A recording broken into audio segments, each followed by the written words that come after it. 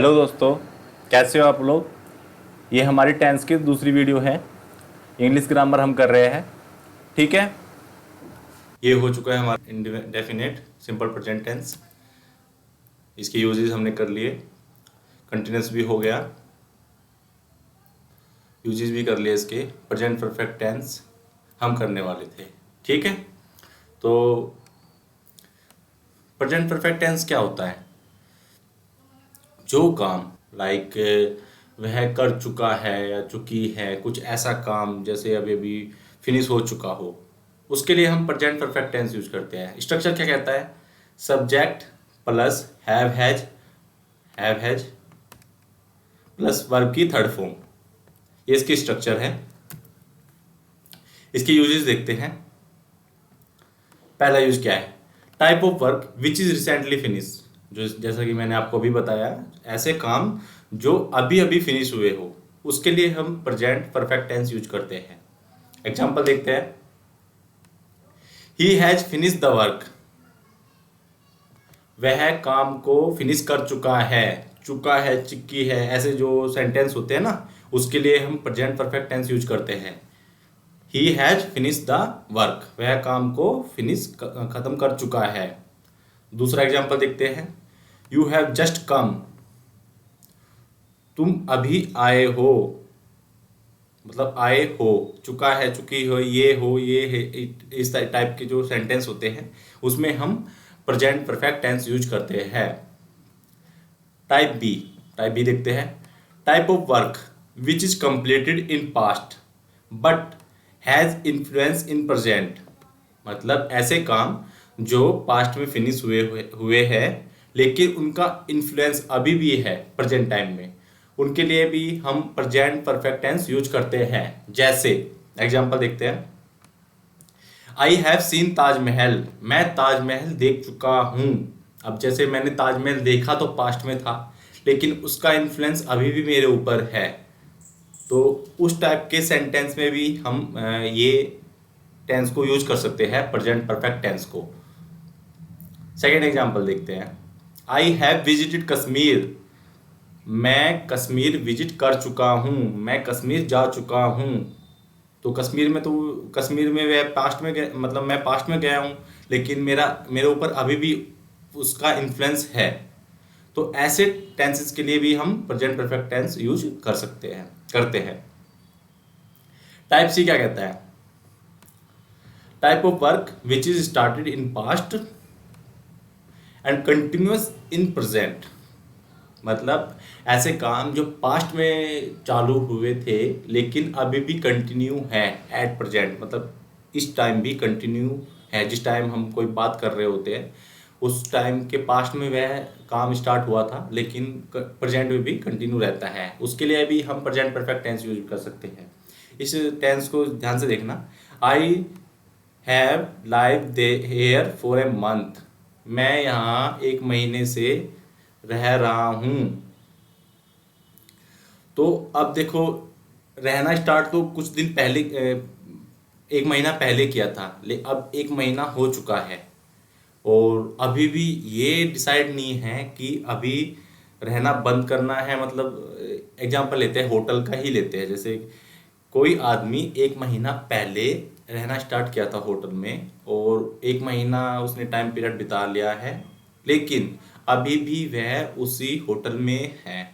तो उस वाक्य के लिए, उस सेंटेंस के लिए भी हम प्रेजेंट परफेक्ट टेंस यूज करते हैं।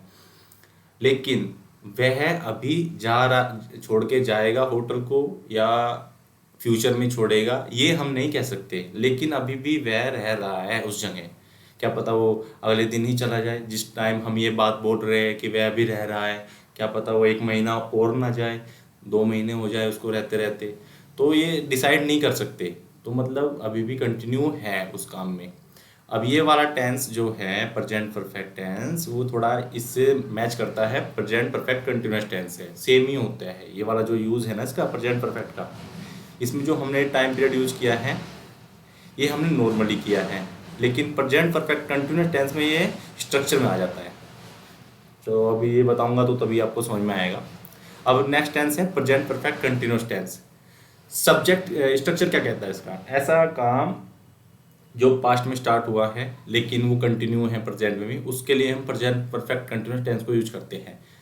जैसे इस एग्जांपल में मैंने समझाया था ऊपर वाले में, subject has have been, verb की fourth form verb plus ING form, for और सिंस। देखो ये इसमें स्ट्रक्चर का पार्ट बन गया, फोर और सिंस। यहाँ पे हमने नॉर्मली यूज़ किया था ये फोर को, लेकिन ये कंटिन्यूस में क्या है, इसका स्ट्रक्चर ही रहेगा, तभी हम इसको यूज करते हैं। ये जो लास्ट यूज है प्रेजेंट परफेक्ट का, ये प्रेजेंट परफेक्ट कंटिन्यूस ही होता है बेसिकली।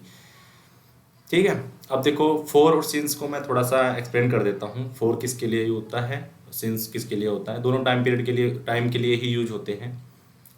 जो फोर यूज होता है ना हमारा, फोर जिसको हम यूज करते हैं, वो एक टाइम पीरियड को शो करता है। जैसे कि ये मैंने आपको दिखाया, स्टार्टिंग पॉइंट ये हो गया इसका और एंडिंग पॉइंट ये हो गया किसी टाइम का, तो उस इसके लिए हम फोर यूज करते हैं। और जो सिंस यूज होता है ना, वो हमारा पॉइंट ऑफ टाइम के लिए यूज होता है। अभी देखो मैंने ये लाइन खींची है सिंस के लिए और ये फोर के लिए। तो फोर में क्या है, ये टाइम पीरियड दिखा रहा है, स्टार्टिंग है एंडिंग है किसी टाइम की। लेकिन जो सिंस है ना, वो सिर्फ स्टार्टिंग है, एंडिंग नहीं पता। एंडिंग कहाँ है क्या पता, कंटिन्यू रहे क्या पे, जिस टाइम पे हम बोल रहे हैं वहाँ पे ख़त्म हो जाए, इसको हम डिसाइड नहीं कर सकते। ये पॉइंट ऑफ टाइम है, सिंस पॉइंट ऑफ टाइम है, और फोर क्या है, पीरियड ऑफ टाइम। एग्जाम्पल देखते हैं, यूजेस देखते हैं इसका। Example, I have been living here for a month. अब देखो यहाँ पे क्या हुआ, बीन, थर्ड फॉर्म है बी की, बीन, आईएनजी फॉर्म आ गया, वर्ब की फोर्थ फॉर्म। ये मैं यहाँ एक मन से रह रहा हूँ, तो अभी देखो ऊपर भी यही समझाया था मैंने, ऊपर भी इसी का यूज है वो, लेकिन उसको हमने प्रेजेंट परफेक्ट में भी यूज कर सकते हैं।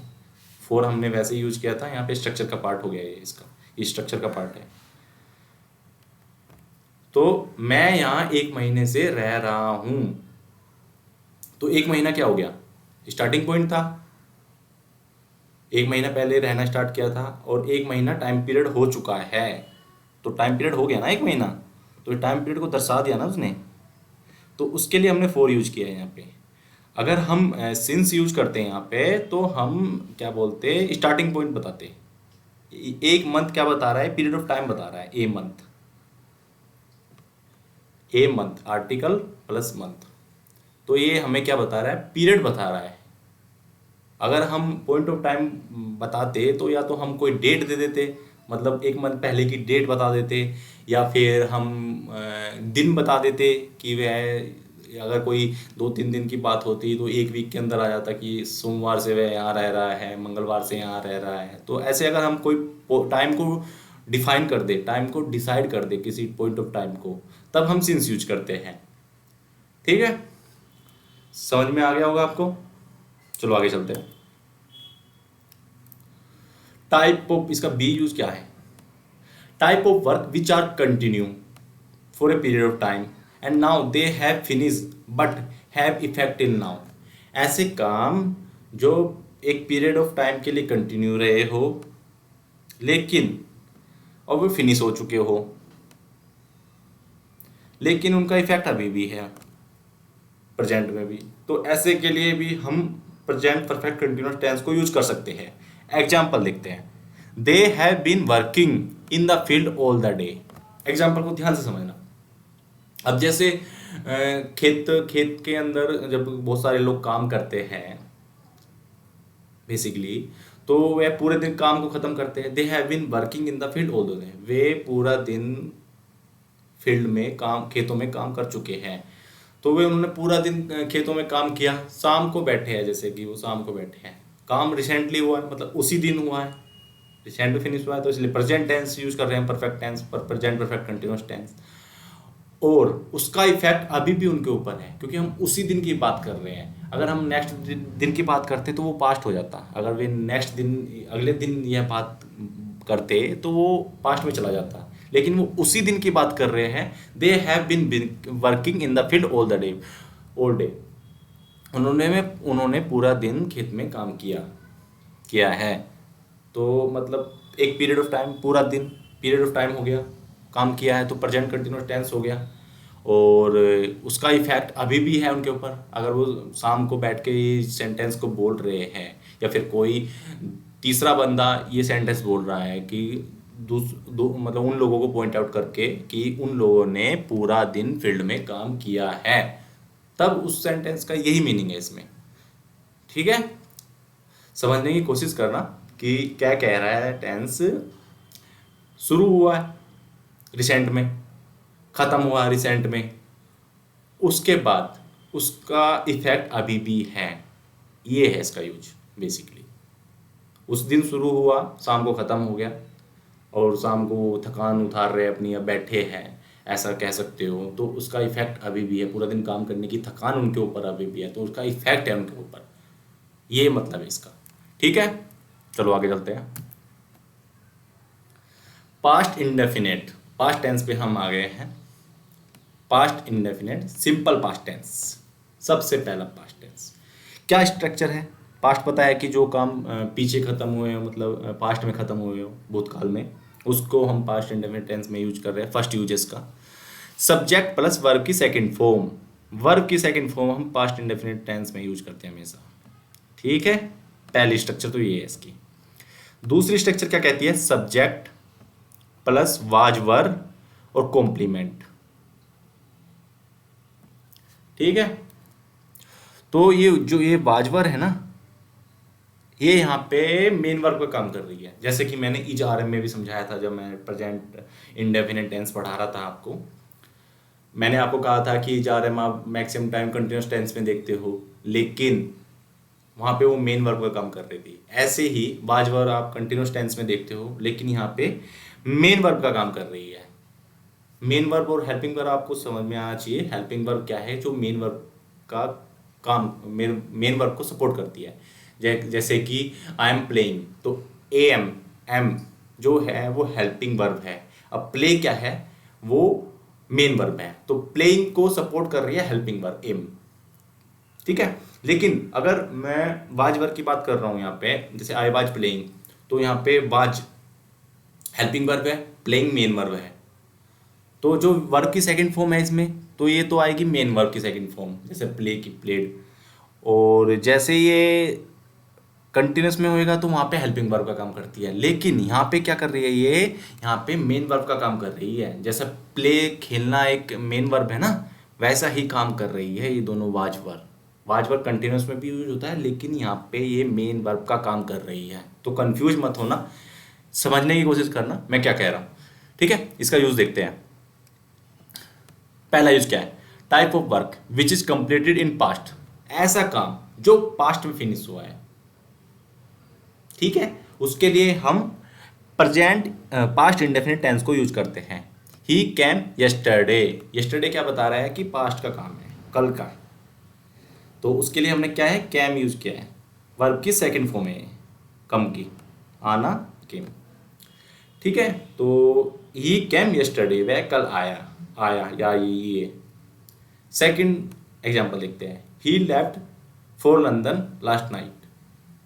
लास्ट नाइट क्या बता रहा है हमें, पास्ट की घटना बता रहा है। वह लंदन के लिए निकल चुका है लास्ट नाइट, पिछली रात को। सेकंड फॉर्म में वर्ब की, लीव लेफ्ट होता है ना, ये सेकंड फॉर्म है लीव की, छोड़ चुका है मतलब निकल चुका है। समझ में आ गया आपको, समझ में आ ही गया होगा।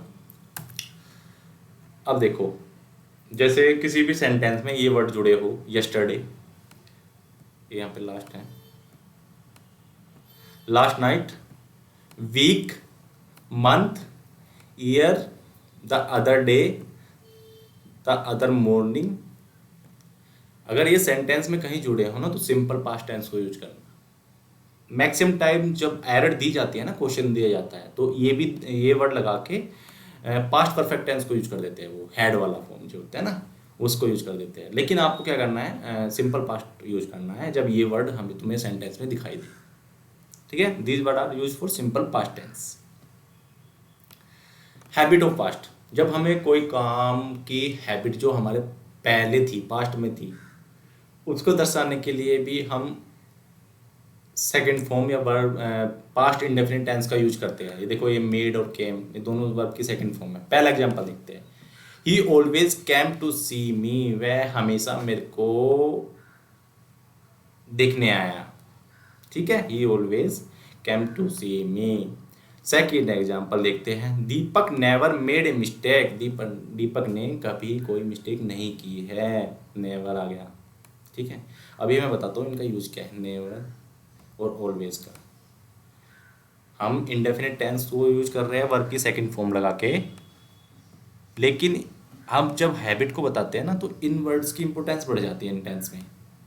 जैसे कि मैंने ये स्टेटमेंट लिखी है, sentence which tell the habits of past, पास्ट की हैबिट बताते हैं ना, use this words like always, always पहले वाले टेंस में था ना, daily, every day, every month, every year, once a week, a month, year, once a week, once a month, once a year.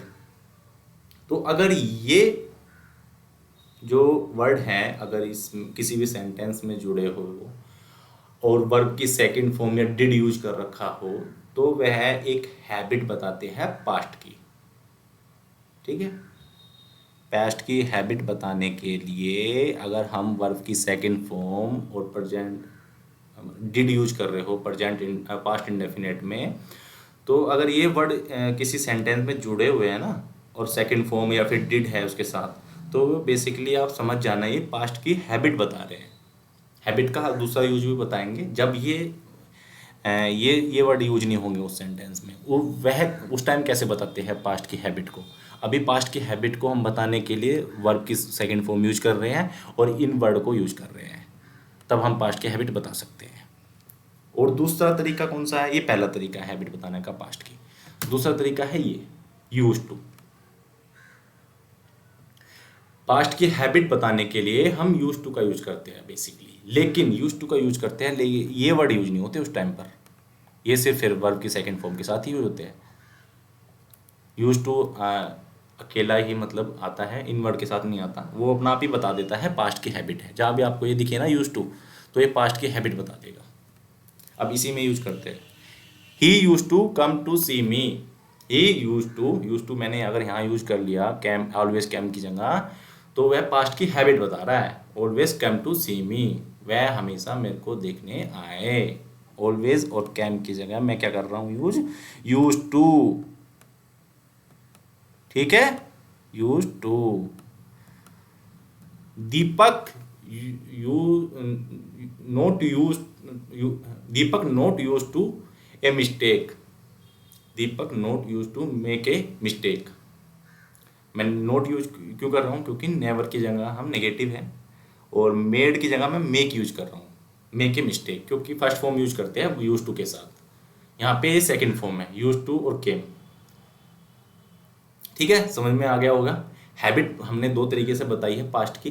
पहला तो हमने सेकंड फॉर्म को use किया है या डिड को यूज किया है, लेकिन उस टाइम हैबिट बताने के लिए हमें इन वर्ड की जरूरत पड़ती है। Always, daily, every day, every month, every year, once a week, once a month, once a year. लेकिन अगर हम यूज टू यूज करते हैं तो इन वर्ड की जरूरत नहीं पड़ती सेकेंड यूज में। ठीक है, आप लोगों को ये समझ में आ ही गया होगा लगभग। ठीक है, समझने की कोशिश करना अच्छे से। present unfulfilled wish condition desire represent by I wish, if, if, as though, it is time, it is high time, use simple past tense।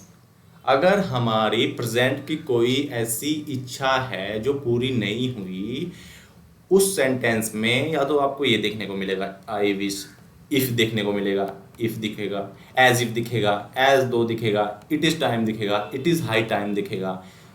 तो उस टाइम पे भी हम सिंपल पास्ट टेंस यूज करते हैं। मैं इसे ऐसे बोलूं कि सिंपल पास्ट टेंस यूज करते हैं, ये इमेजिनेशन होती है। अगर हमारी प्रेजेंट की कोई विश है, वो इमेजिनेशन, हम प्रेजेंट में खड़े होकर कुछ इच्छा जता रहे हैं, कुछ इमेजिन कर रहे हैं कि अगर मैं ये होता तो ये कर लेता, ये होता तो ये कर लेता। वो है नहीं ना, वो बनने जा रहा है, लेकिन वो सोच रहा है, इमेजिनेशन है उसकी। आई विश, जैसे कि मेरी इच्छा है I were the PM of India, मैं पीएम होता।